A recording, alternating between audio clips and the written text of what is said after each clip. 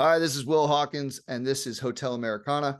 Today, we have an amazing instrumentalist that there's no doubt in my mind that there's an album or a CD in your collection that he is on at least once. He's played with Victoria Williams, Tom Petty, Bruce Springsteen, Shawn Mullins, Glenn Campbell. It's just like an Americana Hall of Fame of talented musicians and songwriters. Please welcome to the show, Marty Rifkin. Oh, hey, Will. Hey, man, thanks so much for coming, Oh, uh, making the way all the way across.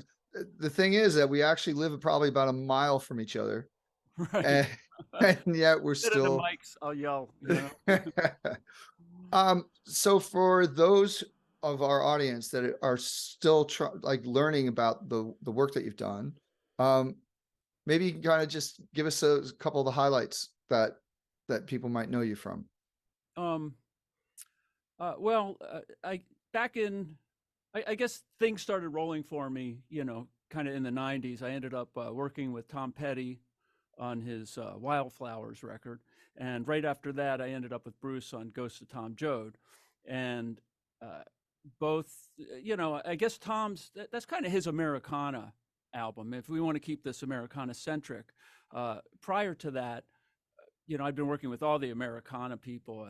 There's a great show at the Palomino in the 80s and mid 90s, hosted by Ronnie Mack, called The Barn Dance, Ronnie Hmm. Mack's Barn Dance.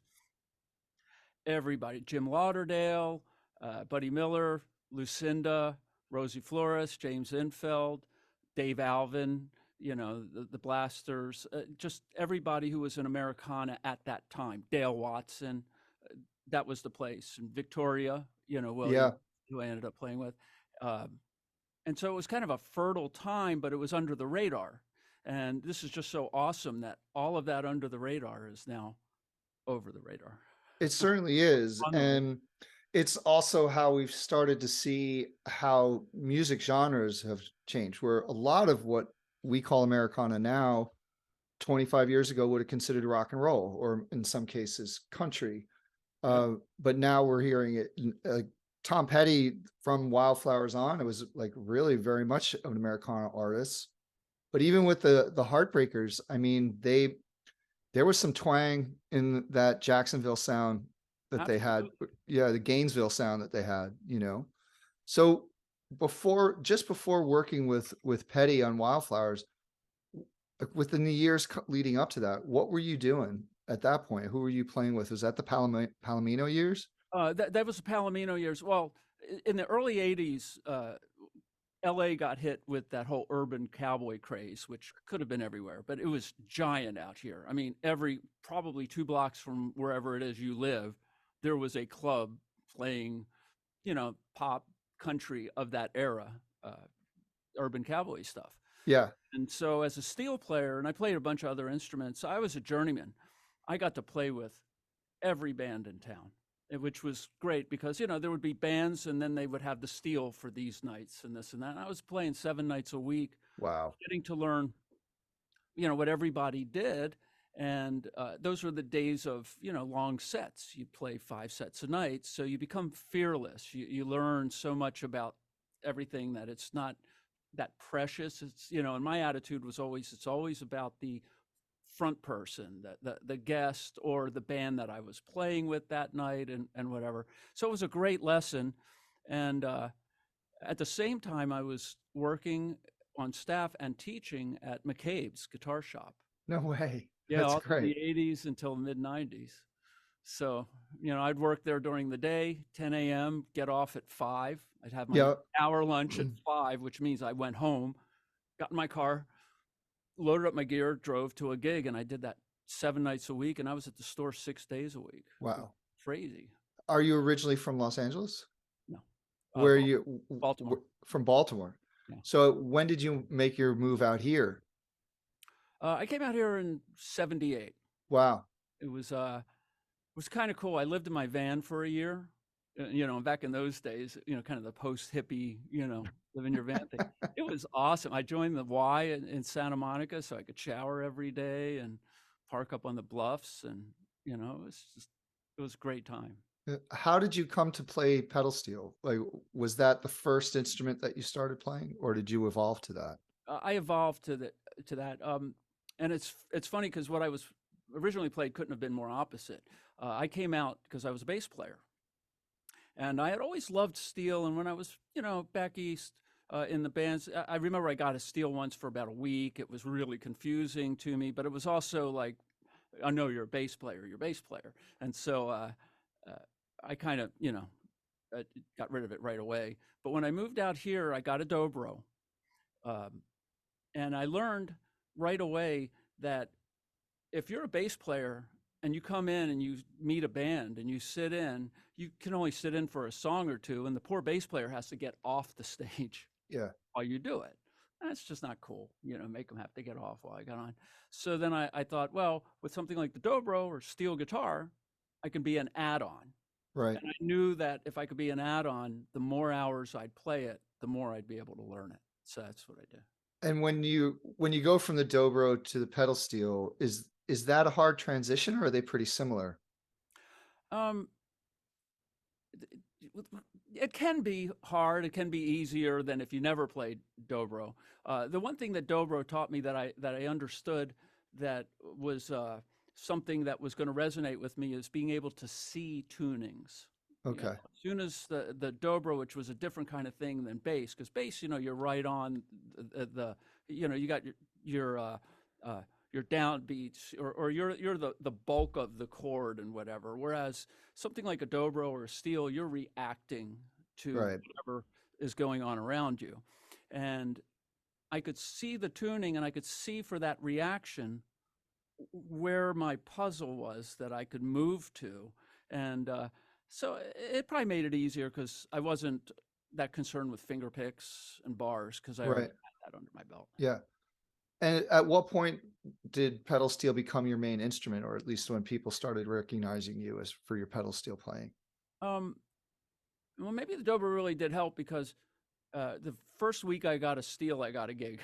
No way, really. And Yeah. what was that like that learning that be able to go from bass to pedal steel? Was that an instantaneous kind of thing where you could sit down, or how long did it take you to kind of get to a point where what you were doing on pedal steel actually sounded like it was like good? Oh, well, I don't know. We're still struggling with that. um, no, I think it was kind of quick because I kind of figured out how to once again learn what I needed to learn. And it was interesting as a teacher, there's some people who want to know how do you play Red River Valley, and then there's other people where I knew they wanted to get working, so I would teach them how to do an intro and how to, Mhm. you know, uh, work between the chords and transitions and things, which is different than just reciting songs. Yeah. So I think for me, it was pretty quick because my mind was in it. And like I said, I got that gig, and I played only what I could play. And every day I would learn something new and I'd bring it to that next gig. And it was just like a trio that let me play, or Right. actually they did hire me, but, probably not for very much. But they were there for the sound of it, but they also caught on that I was learning it, and Yeah. No, so that makes sense. it kind of, And then when you started playing at Palomino, how did Tom Petty how did he find you, or how did you find him? oh, I have no idea. I just got a call, No way, really? Oh yeah, Did you but know where you were going, or did someone just say, "Here's an address, be here at 3 o'clock"? Did you know you were gonna go record with Tom Petty when you went? I think I did know. But I between then, because that was the mid '90s. So from Yeah, when I'm telling you about this in the early '80s till then, I had done a million. got it. At that time, bedroom sessions we call them, because they people didn't have studios like we have now, our own, Right. you know, kind of home situation. It was usually in the bedroom with a, but I had done a ton of them. And then in the late '80s, I started uh, recording a lot of demos for people. Okay. And and speaking of Americana, I had Buddy Miller singing Wow. on these things, Jeffrey Steele, Teresa James, who's great, uh, Randy Crenshaw, and remember, Believe It or Not, I'm Walking on Air? Yeah, sure. Joey Scarberry. Must have Wow. sung 1,000 songs for me. So between that part in the 80s, 89 till I met Tom, I had recorded a gazillion things. So I wasn't very, you know, uh, kind of scared or starstruck or anything Yeah. like that. Were you It was doing actually any great. shows with him as well, or was it all just in the No, studio? I got the call. I showed up, and Rick Rubin was producing, and Yeah. uh, we just did our thing, and It's it was great. amazing. I've when I came up, I worked as a recording engineer, and I got to work with some really big names too, right? And there's this moment that you start feeling like you're witnessing history. They're not all the sessions, but every once in a while you'd be sitting there and you're like, this is really something. What was that experience like to be in a room with Rick Rubin and Tom Petty and all those musicians at a time where his career at that point, I mean, I don't think he could have gotten any bigger until after this. Yeah, and fortunately, stuff like that doesn't go through my mind. I think I learned early on that the studio is a safe haven for people who have a persona, and the public knows them. But in the Right. studio, um, you grapple with, like, why am I here? Why me? Am I somebody else? And then you realize, well, it's some kind of casting. Like, there's Yeah. a thing you got to, I don't care about who played prior to me, because if I try to imitate them, I'm figuring what they could have had. It's Right. a weird thing that you go through. And in the studio, they don't have to be rock stars. They're people that want to get some music recorded, and they kind of let their barriers down. It's a Yeah. sanctuary. Right. And because of that, I've learned not to be too like, oh, this is, whatever. It's like, okay, we have a task at hand. I Yeah. mean, but I was still like looking around going, holy smokes, that's Tom, and Rick Rubin, and Yeah. Mike Campbell. I mean, it wasn't lost on me. Yeah. Uh, and I'm sure it was bigger in my life than it was in their life.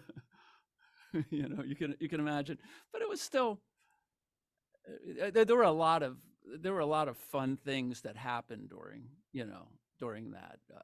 Rick Rubin was fun. I remember I said something to him about one of the chords, and he goes, "I don't know from that."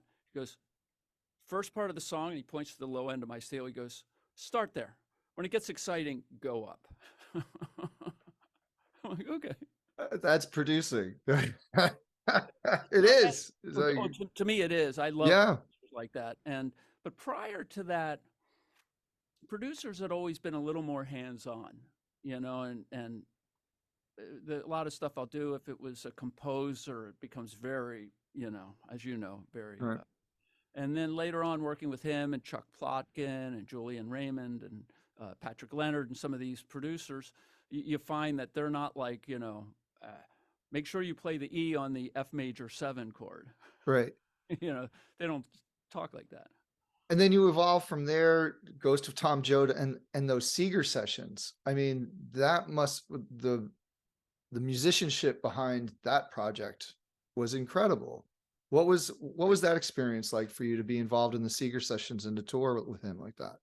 Okay, well, by then I had worked with Bruce, before. Like I said, when we did Tom Joad, I was up at his place here, I don't know, for maybe a month, Oh, just, really? yeah, a few days off here and there, but Yeah. so we had spent a lot of time. And then he recorded that record over years, single dates with wonderful musicians out of New York. And I Yeah. was a California guy. So when he had already put out the record, and he re-released it later with a couple songs that we did, added to it. But at that point, the record had come out, and he was going to go on the tour, and he had a lot of the players that were on that were these, great New York players. And I was invited out to join. So here I am, like, oh, the California guy, I hope they don't, like, look at me like, oh, and I'm still best friends with so many of those people. It's just the most welcoming group. And it was funny because they knew him from a different way than I knew Bruce. So it was fun to watch the different dynamics. And when you were playing together, when you're doing those shows, how much of that was blocked out and how much of that, I mean, it's all about improvisation, but What were those rehearsals like? Like, how did Bruce kind of how did he what kind of a music director was he for those sessions? First of all, he's so genius at what he does in a very unassuming way. What we would do, and we did this throughout the tour. We would sound check would be learning two songs, and you don't know which of the two gets on the show Uh-huh. until the set list, you Yeah. know. And uh, it's real loosey goose. What he would do is, and it was a joyous experience for everybody, but even him, you know, because it was just a different vibe. Uh, he would pick a song, and then even if it was a song that we knew, he would change the groove. He would, you know, make it this or make it that, and everybody would kind of fall in, and then he would just turn around and sing a line to the horns, the Miami horns, Hmm. and they just knew how to harmonize it, you know. Yeah. And then he'd go like, you know, let's modulate it up to here, and it's all this. It was all these moving parts, and the fiddle lines, and all this kind of stuff, and it just he just kind of like pointed, and for a lot of people he would sing it. I usually didn't have, you know, he we already had a language, Yeah. so. It wasn't you know, where I had specific lines and solos, you know, could change anything Yeah. A- anytime. And you guys went all around the world. So what was that like to bring American music like that? We're not necessarily just talking about Springsteen's music, but we're talking about like something that is almost by definition Americana.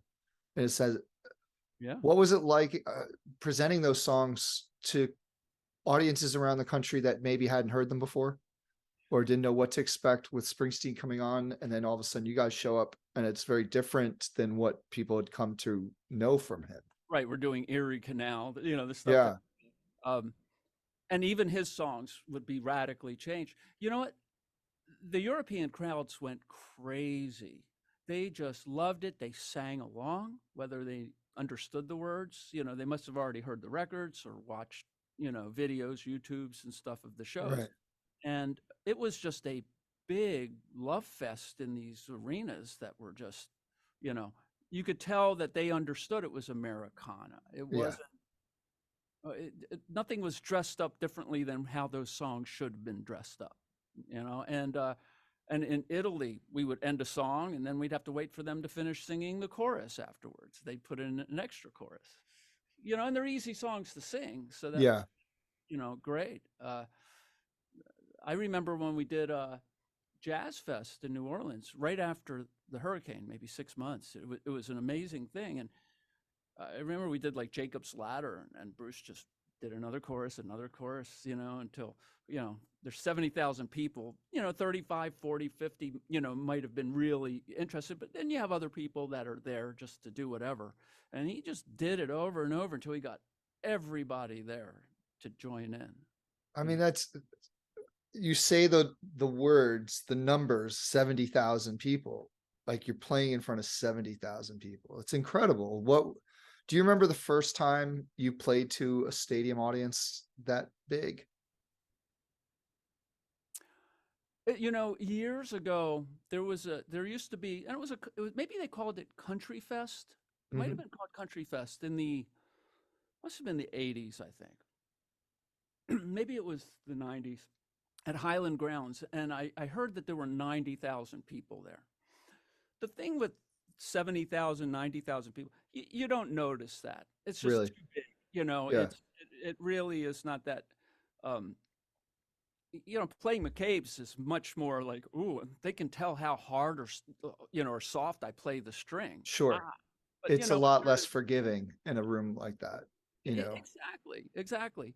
Um, but this show was kind of cool. It was a piano player and I played dobro, and then the host was a big Nashville DJ who moved out here for a while, and so it was like Vince Gill, you know. So, and we were the band, the piano and me, Wow. you know, Vince Gill and all these other people in front of 90,000 people, unrehearsed. But that's where you have to learn to get ice in your blood, Yeah. you know. Yeah. Who were some of the pedal steel players that were influences to you as you started coming up and maybe some that you've started to appreciate since? Well, when I first started, it was kind of the usual being a kind of a rocker and all. Rusty Young, Hmm. um, uh, John David Call, I guess, from Pure Prairie League. Oh yeah. Sneaky Pete, who I got to meet, know, and Al Perkins, all the people from the kind of more country rock world. Yeah. Buddy Cage, remember New Riders? Yep. But Yep. I was into them before I started playing steel. Okay. Once I started playing steel, it immediately kind of switched over to Buddy Emmons, Lloyd Green, and those kind of players, Yeah. the Nashville guys that were, you know. Is the pedal steel community, is that a tight knit community, or is everyone all over the place? So who are some of the up and coming pedal steel players that you appreciate? Oh, well, there's a guy named Eddie Dunlap in Nashville. Uh, Forgive me, Eddie, if it's done. I'm just blanking right now, but he's wonderful. There's a lot of local players. The local players that are more around my age and all. We all get together, uh, and we all know each other. There's a Yeah. steel guitar shop down in Oceanside called Steel Guitars of North Country or North County. Jim Palenscar is the guy's name who runs it and fixes all of our steels. So I don't get to go down there that much because of my studio schedule, but I've been down there where it's just filled with everybody in town. Wow. It's just a hang. It's a play date.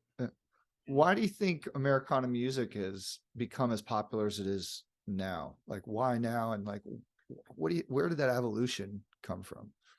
Um, well, I think it kind of all led it, it used to be country western, then it was country, then it was Nashville kind of, country. And now I think what comes on the radio, which I'm fine with, this is not at all a dig, but it's more, put together productions and Yeah. things like that. Although there's a lot of them that aren't, and you still have a lot of people like that.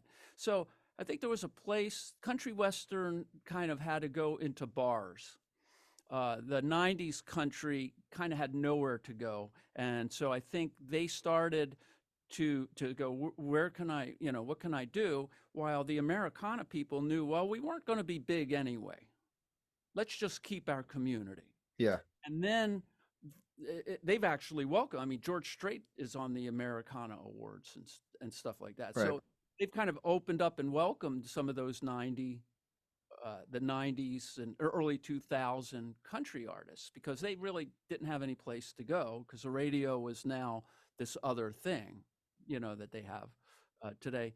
And I think, I mean, if you look back at how everybody knows, I mean, like I said, I knew Buddy since the 80s, we all played with Lucinda at Raji's in the 80s and 90s. And Ronnie Mack is really the guy who kept everybody together, all the players. James Infeld, Yeah. Jimmy. So I think that was just a community that stayed together. And now the public is like, well, if I don't want to hear what's on the radio, where can I hear song-based country style of music? Right. And so I think that's why Americana got big, is that the audience just kind of discovered them, but they've been there all the time. I agree with you. And I think there's a purity to Americana music where it doesn't get caught up in different fads. You'll see people approach it maybe differently and bring some different influences into it. But I think what draws people into Americana is that it's pure, it's organic. It's just it's something that you can listen to a band like the band from the 70s, and then listen to a contemporary artist, and there really hasn't been much of a difference between the two. And some people might say they have a problem with that, but instead it's almost just like we're maintaining what pure songwriting and those narratives are in a way that still show that people still care about what, like, the actual story that's behind the song.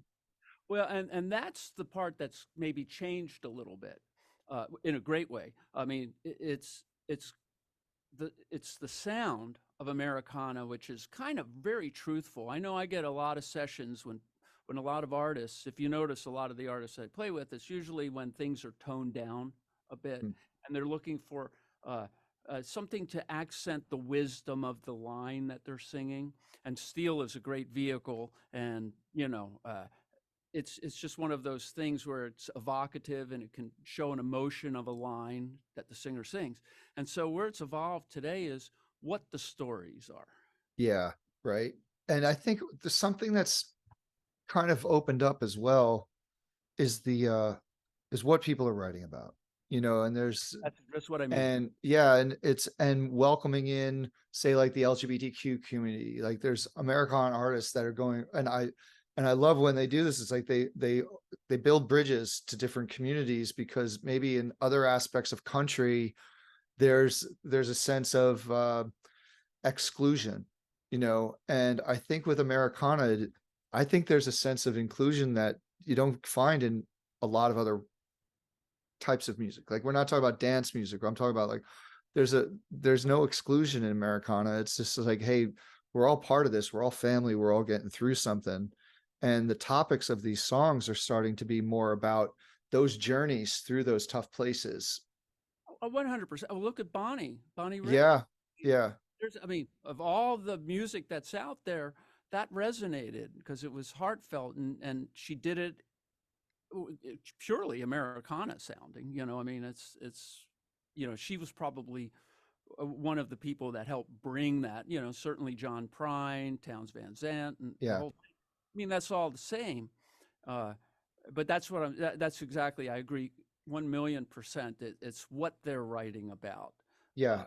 And And like, the music is just supposed to help you. It's not supposed to, distract you. And Americana is great for that.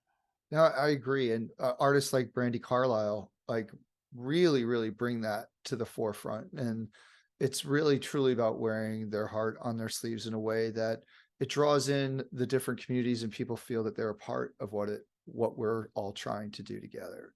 And that's, I mean, I'm a big, clearly I'm a big fan of Americana music, but I, I think what's really special about it is the community of people, and it's a special community of inclusion, which I think is something to be really proud of as far as like what we do as musicians.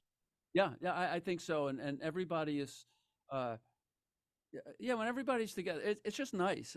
Yeah. It becomes, uh, I've never seen the world of Americana have any competitiveness within it. Right. Everybody wants to cut each other's songs. Everybody wants each other as a guest. Right.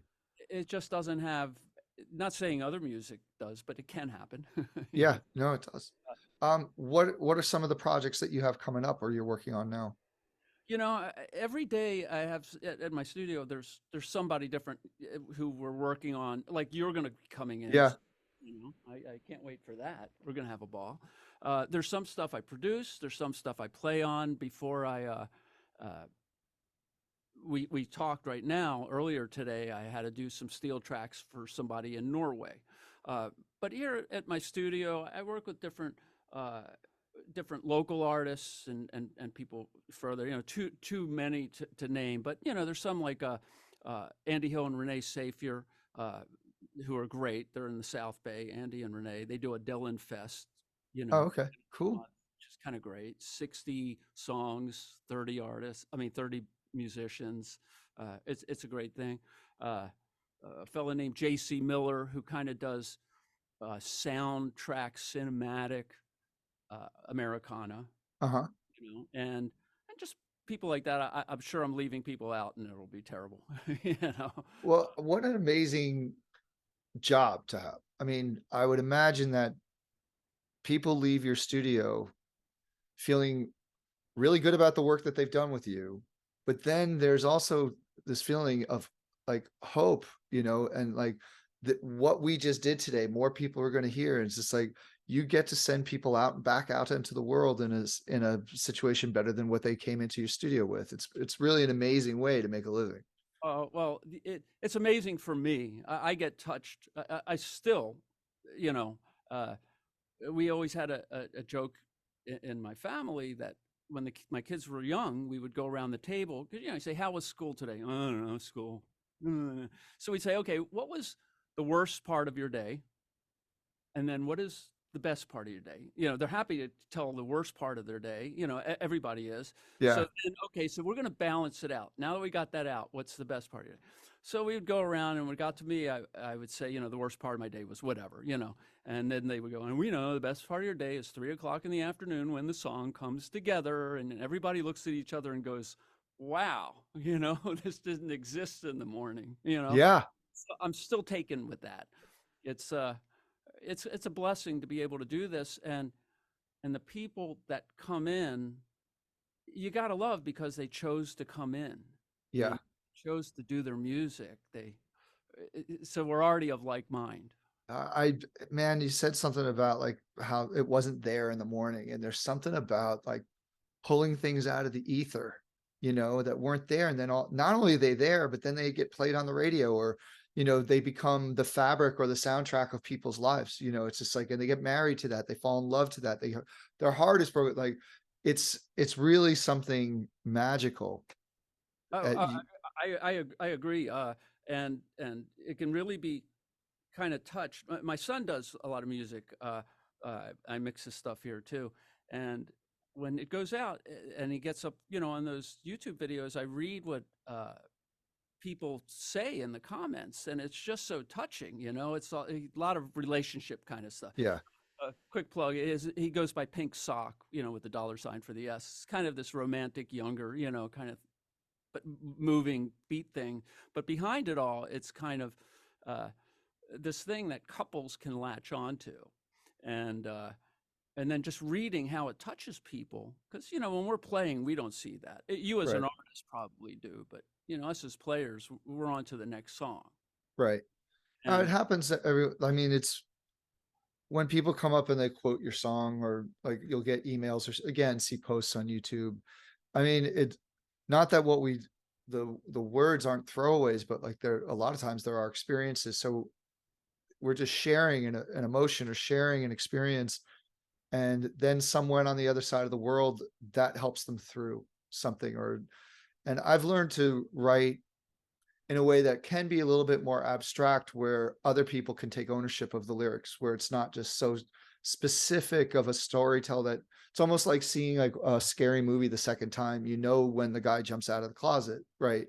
But there's something about writing in a more abstract way that leaves some room for other people to put their experiences in those words so they can make it their own. So I've been more cognizant of that well, you lately as a you songwriter. do it, so that's kind of great. You know, no, I've heard your stuff, and absolutely, and that's actually a smart way to write. I mean, you could do it either way, but it kind of, if you make it general like that, because what you're really doing is the mood that you get from that situation, like the listener gets from the situation you're singing about. Yeah. And Mood. so I'll look at it like this, where they're almost like you're a movie director, and I paint images with words, and then I leave space in between. So there's a frame of a picture here, and then there's a space, and there's a frame of a picture, there is space, and there's just enough in between for someone to go, oh, I'm now the lead character, right? And this is happening to me.